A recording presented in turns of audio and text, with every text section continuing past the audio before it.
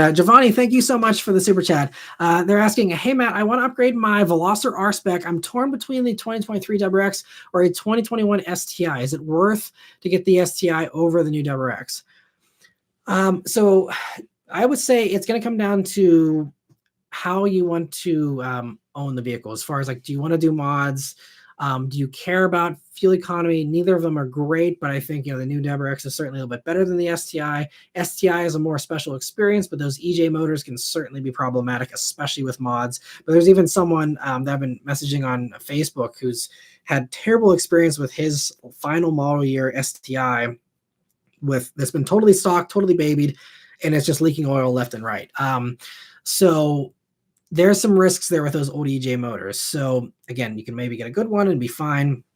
It's the same thing with the Voodoo GT350 motors. Those motors, some people burn a quart of oil every 1,000 miles in the GT350.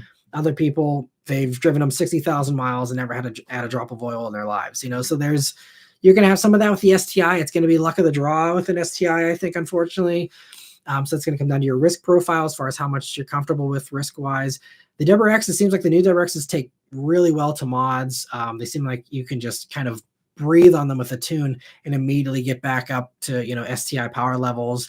And then, so personally, as much as I love that, last gen STI, I would probably do a WRX with light mods to get it to an STI level and just go with that. That would probably be the way I'd play it. Also, STIs, it seems like they're holding their values pretty well. I think you're better off. I don't know how much equipment you want, but go for a cheap, because I think the best value WRXs are the lowest trims. So I'd go for the lowest trim you're willing to put up with from a technology and equipment standpoint. Go for a cheap WRX. Throw the extra money that you would have spent on an STI into mods, and then just get to get a modern STI that Subaru won't build and just do that instead. That'd probably be the way I'd go between those two. I will also mention, if you love the way STIs drive, Two's going to say at some point here that I'm a Toyota shill, but GR Corolla is the spiritual successor to the STI, in my opinion, like I mentioned earlier in this live stream.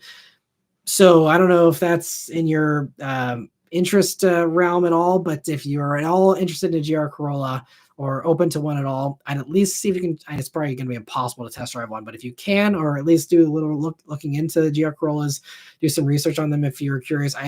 If it were me and I was spending mid 30s to low 40s on something with all-wheel drive and a manual, I'd be driving a GR Corolla. But WRX is great too, especially if you get one of those cheap $30,000 ones.